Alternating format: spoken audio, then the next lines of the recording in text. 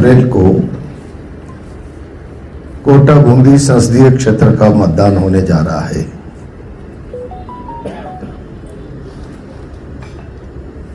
Congress party ने मुझे उम्मीदवार बनाया है।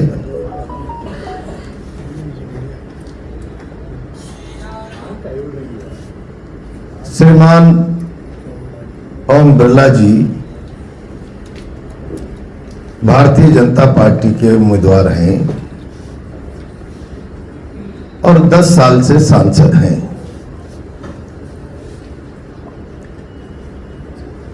सांसद ही नहीं, दूसरी बार जब वो सांसद निर्वाचित हुए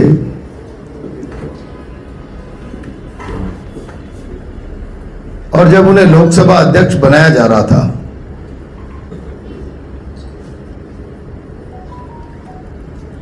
मेरी जैसी कोटा की लाखों आंखों ने जागते जागते एक सपना देखा। अब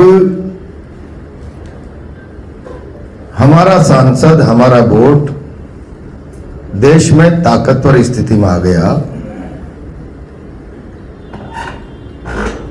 अब कोटा में विकास की एक नई इबादत लिखी जाएगी।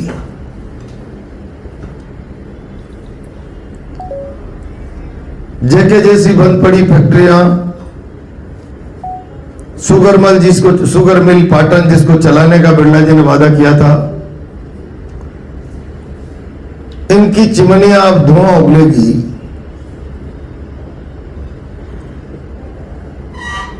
अपने आप को रोज किसान नेता होने का दावा करने वाले बिरला जी के बनने के बाद किसानों ने भी ये सपना देख लिया। अब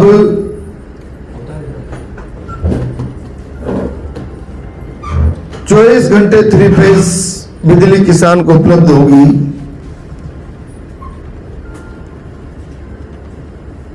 टूटा हुआ नहरी तंत्र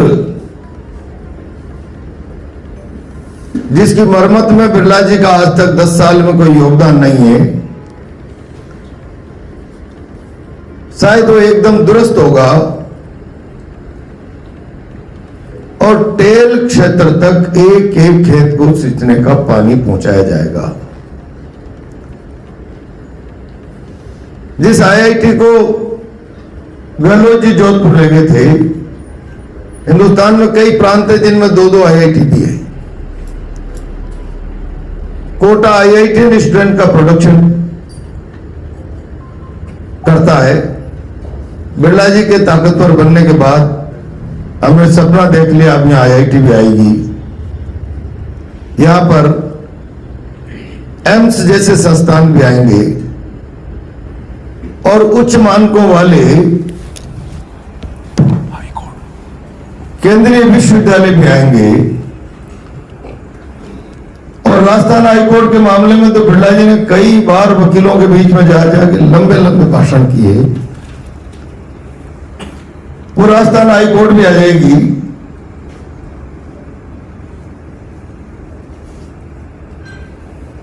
बिरला जी के वादों से, बिरला जी के ताकत में आने के बाद जो शहर ने सपने देखे, उनका कार्यकाल पूरा होने के बाद वो सपने वैसे टूट गए जैसे नींद में देखे थे। नींद टूटी और सपना टूट गया।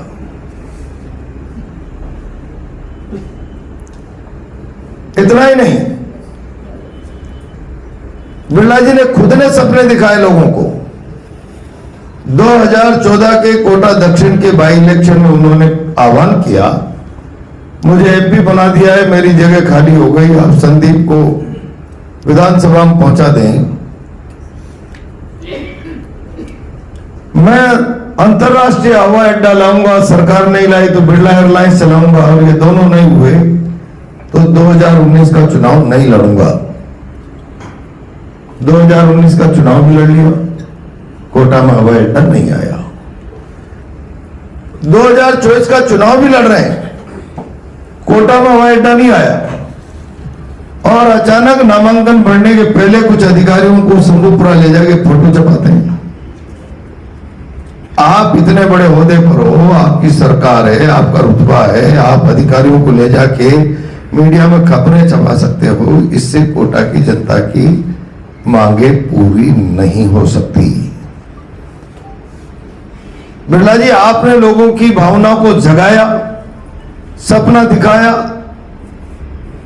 और सपना तोड़ा। आपके पास जबानी जमा खर्च के अतिरिक्त कोई नैतिक बल है ही नहीं कि अपनी बात पर भी टिके रहे, वरना आपको 2019 का चुनाव भी नहीं लड़ना था और 2024 का चुनाव भी नहीं लड़ना था। अब मैंने उनको चुनौती दी है। मैं 2 अलग अलग विधानसभाओं से एमएलए रहा हूं। आप 10 साल कोटा बूंदी के लोकसभा सांसद रहे हैं। बिरला जी, पहली बार कोई व्यक्ति चुनाव लड़ता है तो लोग भरोसे पर वोट डालते हैं। दूसरी बार में कर्मों की किताब जाती जाती है।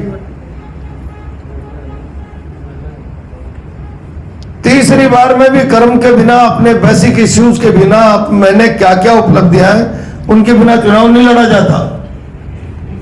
और इसीलिए मैं लगातार कह रहा हूं, बिरला जी, इस कोटा के लिए आप अपनी उपलब्धि बताओ 10 साल की और उसके बाद वोट मांगो। क्या है आपकी उपलब्धि? आपको भान ही नहीं रहता है। कनवास में पंचायत समिति नहीं खुलेगी तो मैं साफा नहीं बनाऊंगा,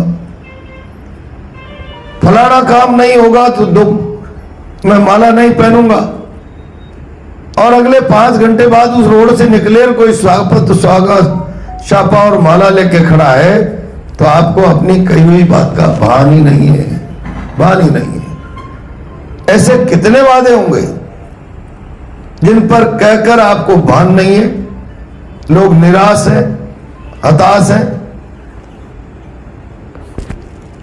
लोग अब बिरला जी से हिसाब किताब मांग रहे हैं। बिरला जी के पास कोई हिसाब किताब नहीं है, इसलिए अपनी खाली किताब पर पर्दा डालने का प्रयास कर रहे हैं। ये चुनाव मेरा तो है ही नहीं। आखिर सांसद तो आपको ही चुना जाना है, ये चुनाव आपका कैसा नहीं है? और चुनाव अगर आपका नहीं है तो फिर आप चुनाव क्यों लड़ रहे हैं? बिरला जी के पास इस शहर में गिनाने के नाम पर कोई उपलब्धि नहीं है। हमने सोच लिया था कि शहर के जो औद्योगिक वातावरण को ग्रहण लग गया, कुछ फैक्ट्रियां चलेंगी, कुछ फैक्ट्रियां चली भी सही, पर वो कौन सी चली?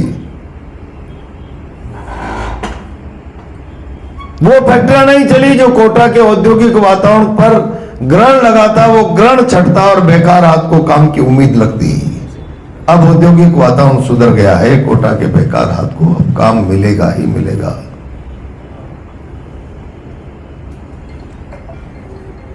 आपने घोषणा की थी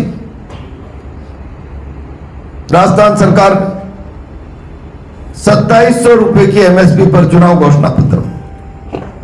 गेहूं खरीदेंगे, एक कांटा बता दीजिए, एक जहां पर 2700 रुपए में गेहूं खरीदा जा रहा हो। आड़ोती का किसान 2300-2400 रुपए में गेहूं बेचने को मजबूर है। 2700 की जगह 2400 कर दी, वादा 2700 का किया। वादा 2700 का था और 2400 की एमएसपी कर दी। आप अपने वादे से मुकर रहे हैं।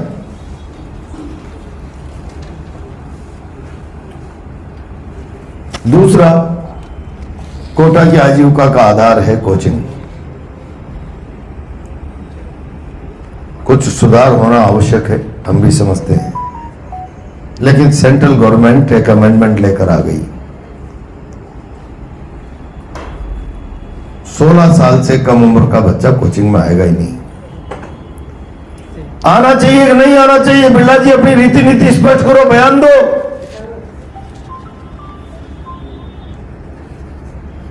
आपकी उपस्थिति में, आपकी सरप्रस्तिति में ये एक्ट पास हो गया। कोटा के इकोनॉमिकल सिस्टम पर इसका कितना फर्क पड़ने वाला है, आप इसकी गहराई में गए ही नहीं।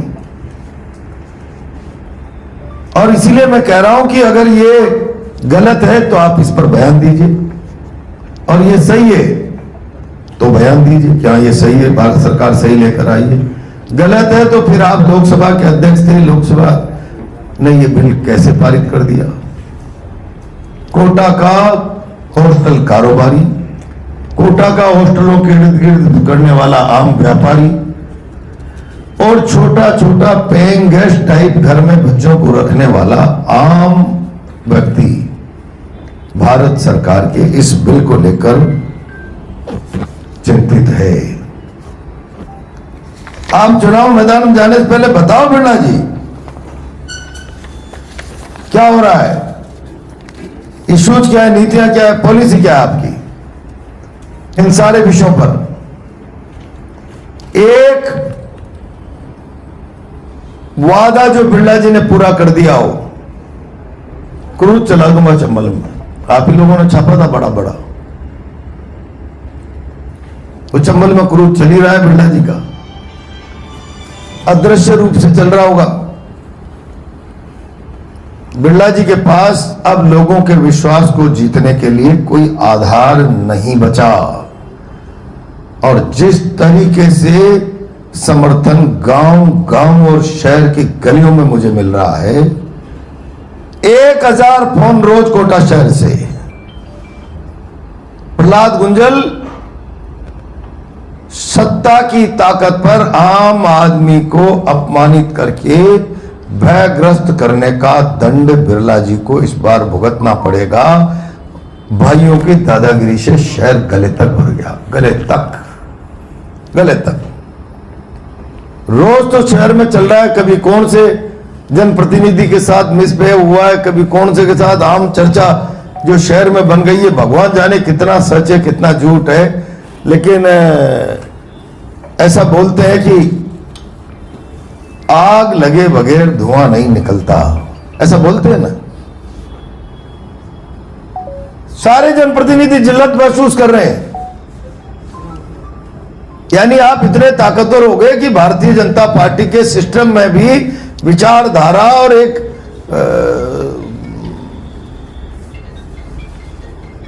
पार्टी का जो सिस्टम है उससे काम करने के बजाय भाइयों की गुलामी की मानसिकता से काम करो। अब शहर इससे मुक्ति चाहता है, मुक्ति, और ये इनको भी एहसास हो गया। उसका परिणाम क्या हुआ, आपने सारी, अब ये चुनाव बिरला जी के और प्रहलाद गुंजल के बीच में चुनाव नहीं बचा।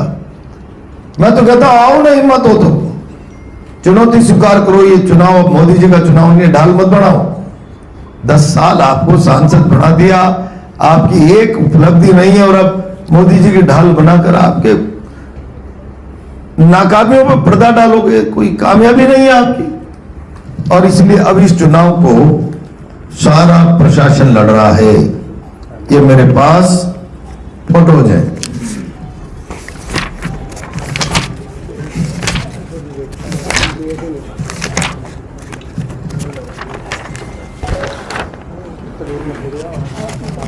अध्यक्ष का ओएसडी लुंगी में चुनाव प्रचार कर रहे हैं, मालाएं पहन रहे हैं। मैंने उस बैठक का लाइव वीडियो इलेक्शन कमीशन को भेजा है, कलेक्टर को भेजा है, एक नहीं 2 बार। और यहां के आईजी, कोटा के आईजी ओम बिरला के एजेंट बनकर, मैं ठीक शब्दों का इस्तेमाल कर रहा हूं, ओम बिरला के एजेंट बनकर काम कर रहे हैं। मैंने इलेक्शन कमीशन को सारी स्थिति से अवगत करा दिया। हालात क्या है, ये अंग्रेजों का राज है क्या? आओ अपनी नीति पर, सिद्धांतों पर, अपने कर्म पर चुनाव लड़ने की हिम्मत दिखाओ बिरला जी। अंग्रेजों के राज का दृश्य पैदा कर दिया। नानता का एक लड़का, ब्राह्मण समाज का दीपक शर्मा, मोबाइल पर कोई पोस्ट देता है अपने जनप्रतिनिधि पर, रोज एक अखबार मेरे को कपड़े उतारता रहता है ना बेवजह। इसका मतलब मैं उस पर अंग्रेजों का सा व्यवहार करूं? एक ब्राह्मण समाज के बच्चे ने, दीपक शर्मा ने मोबाइल पर कोई पोस्ट कर दी तो 1 महीने जेल में। इस आईजी ने कहा बंद कर दो, 1 महीने जेल में। बसंत विहार के रमेश जी शर्मा के बच्चे ने कोई मोबाइल की पोस्ट शेयर कर दी तो पता चला उसको थाने में ले जाकर बैठा दिया। शेयर कैसे कर दी? और जब थाने हमारे कार्यकर्ता पहुंचे तो पता चला 16 लोगों को थाने में बैठाया हुआ है जिन्होंने पोस्ट शेयर कर दी। क्या ये अंग्रेजों का राज है जो कोई बोलेगा ही नहीं? प्रेस पे भी सेंसरशिप रहेगी और लोगों की जुबान पे भी सेंसरशिप रहेगी, तो क्या आप इस चुनाव में लोकतंत्र को हत्या करना चाहते हो?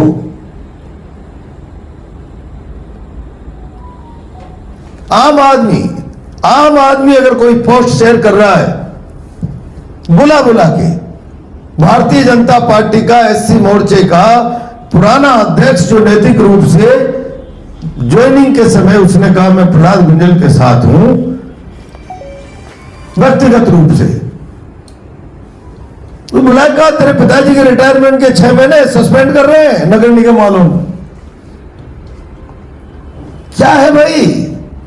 आप सत्ता की ताकत से लोगों की आवाज को गिरवे रखना चाहते हो क्या? गिरवे? कोई बोल रहा है कार्यकर्ता मैं प्रहलाद गुंजल का वोटर हूं, मेरा वोट प्रहलाद गुंजल के लिए, उसकी जन्मपत्री सारी निकाल करके, और घर में कोई नौकरी है तो शाम को ही उसके यहां नोटिस पहुंचा दो, पुलिस पहुंचा दो, एडमिनिस्ट्रेशन पहुंचा दो, कलेक्टर का मैसेज पहुंचा दो, और आईजी तो एजेंट बना पड़ा है। मैंने इलेक्शन कमीशन को 2-2 बार लिख दिया ये कि राजीव दत्ता इसकी पोस्टिंग लोकसभा अध्यक्ष की ओएसडी की है तो ये कैंप कार्यालय में क्यों बैठा है? और पहले तो ये बताओ कि अगर ये कैंप कार्यालय लिखा गया तो कैंप कार्यालय का मतलब ऑफिशियल कार्यालय लोकसभा अध्यक्ष का, अब वो कैंप कार्यालय चुनाव कार्यालय में कैसे बदल गया? और कैंप कार्यालय की जब तक सरकारी आदेश नहीं निकला होगा कैंप कार्यालय नहीं लिख सकते आप अस्थायी रूप से।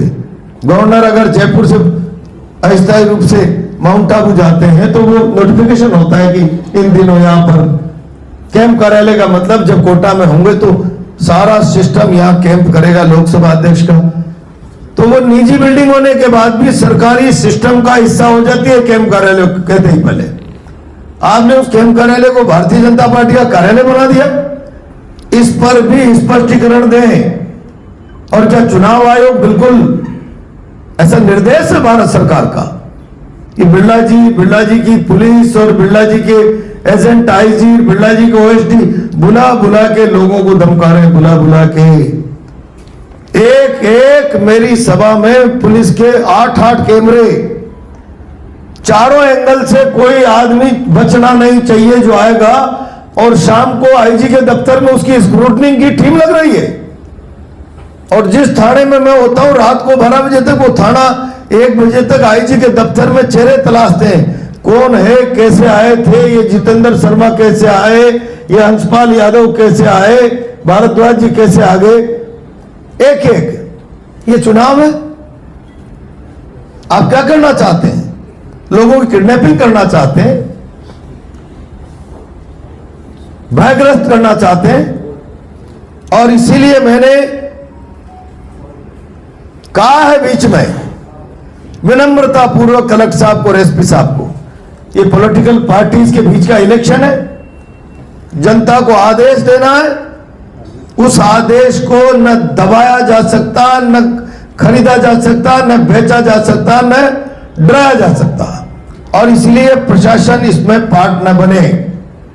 आईजी का तो कोई लेवल ही नहीं है, और ओएसडी ने पूरी गुंडागिर्दी कर रखी है। मैं आप सबसे, आप लोकतंत्र का चौथा हिस्सा हैं। 4 पहिए की गाड़ी का 1 पहिया पंचर हो जाता है तो गाड़ी नहीं चलती।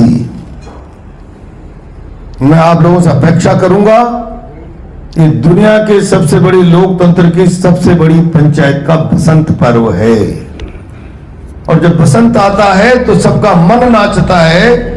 मौसम परिवर्तन से उसमें किसी के मन को टेरराइज नहीं किया जाना चाहिए। टेरराइज सारी स्टेट गवर्नमेंट, सारी सेंट्रल गवर्नमेंट की एजेंसियां मिलकर बसंत पर्व का आनंद लेने वाले जिस भारतीय प्रजातंत्र के मतदाता, जिसके विश्वास पर लोकतंत्र की धुरी टिकी हुई है, उसका विश्वास ढल गया तो सारा लोकतंत्र लड़खड़ा कर, जैसे कोई आरसीसी का पिलर हिल गया तो बिल्डिंग गिरती है ना, वो स्थिति हो जाएगी।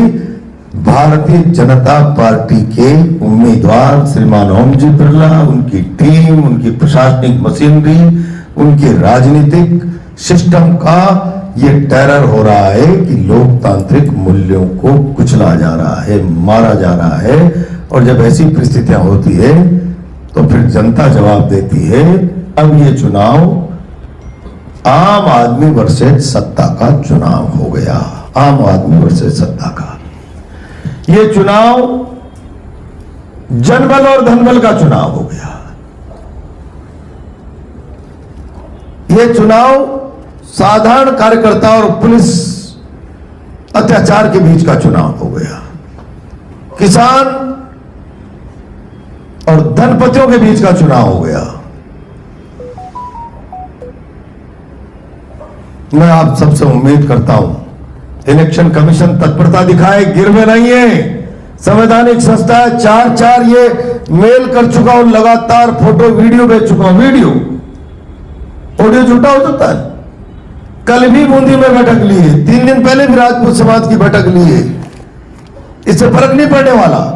लेकिन सरकार का सिस्टम, जिसको इम्पार्शियल तरीके से, निष्पक्ष तरीके से चुनाव संपन्न कराने की जिम्मेदारी है, वो एक पार्ट एंड पार्शल बन जाएगा तो डेमोक्रेसी का क्या होगा। और जब ऐसा होता है तो जनता लड़ती है। जनता, अब आप देख रहे होंगे कि जनता मैदान में आ गई। किसी को दिन के 2 बजे सारा लोगों में धक्के लग रहे हैं और मुझे रात के 2 बजे स्वागत के जुनून में धक्के लग रहे हैं। स्वागत के जुनून में, पागलपन में। इसे लगता है कि अब जनता मैदान में आ गई। बिरला जी जवाब दे, अपनी 10 साल की नाकामियों पर मोदी जी के नाम का पर्दा नहीं डाले, बताएं क्या क्या किया है और उसके आधार पर विश्वास अर्जित करे। और मेरे मकान पर रात के 1-1, 2-2 बजे तक ड्रोन उड़ते हैं। हाँ, 1:30 बजे ड्रोन पकड़ा है मेरे घर के वो चौकीदार ने, और भागकर ड्रोन उड़ाने वाला आया, उसने ड्रोन नहीं छोड़ा तो चिप निकाल के भाग गया। ड्रोन मेरे घर पे पड़ा अभी रात के 1:30 बजे। क्या करना चाहते हैं आप? लाख गुंजल के घर पे बम डालना चाहते हो क्या? मंशा क्या है आपकी? मुझे लगता है कि ये कुछ भी कर सकते हैं भाई। छोटे माट साहब तो बोल ही रहे, पाताल में बैठा देंगे। शब्दों में इनके दरिद्रता आ गई है। शब्दों की मर्यादा इन्होंने खत्म कर दी है। और जब सत्तासीन ताकतवर व्यक्ति अपने आप को बचाने के लिए सत्ता की ढाल, शासन प्रशासन की ढाल लेने लग जाता है और शब्दों में दरिद्रता आ जाती है, इसका मतलब उसके पतन का दीपक जल गया। उसे बुझना ही बुझना है। उसके पतन की शुरुआत हो गई है। ये अपने आप में संकेत है लोकसभा चुनाव परिणाम के। मैं चाहता हूं आप इसमें मुझे सहयोग करें। ये जो यहाँ आईजी को अविलंब हटाया जाए, एजेंट की तरह काम कर रहा है। एक थाने को बुला के सारी रिकॉर्डिंग रात के 2 बजे तक, हम तो प्रचार करते रहते हैं आईजी सारी लाओ, आज सिमलिया की रिकॉर्डिंग लाओ, 4 कैमरे लेके आओ, सारे बुलाओ। लाइन के सिमलिया में अब तक कितने ऐसे चोर हैं, 8 वो बताओ, ये कौन है, ये नारे क्यों लगा रहा है, इसको जाओ, इसको समझाओ, इसको पटाओ। ये एजेंट रोज का काम हो रहा है। कार्यालय खुला हुआ है रामगंज मंडी में। हो तो सुकेत की सभा में जरा चारों कैमरे लाओ। सुकेत में अब 10 सालों में कोई कौन ऐसे चोर है, सबको कॉल कर लो और सब रात को चेक करो और रातों रात बात करो, प्रेशर करो, न्यूट्रल करो।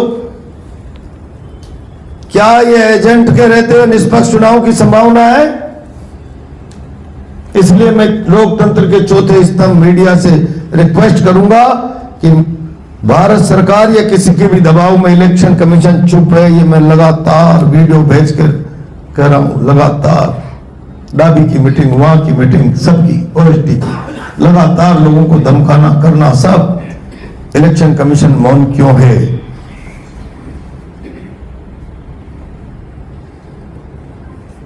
मैं आरोप लगा रहा हूं, इन अधिकारियों को अविलंब यहां से हटाएं। ओएसडी का मुख्यालय लोकसभा में करें, 10 से 5 की ड्यूटी के लिए उनको पाबंद करें, और आईजी जिस प्रकार से चुनाव कार्यालय खोलकर बैठे हुए हैं, दबाने का बंद, इसका तुरंत प्रभाव से यहां से उनको हटाया जाए। पारदर्शी निष्पक्ष चुनाव कराया जाए। जनता इस बार 10 साल के बिरला जी के कामकाज का हिसाब मांगकर उनको दिल्ली की जगह शक्ति नगर में बैठाने का मन बना चुकी है। बस मुझे इतना ही कहना है।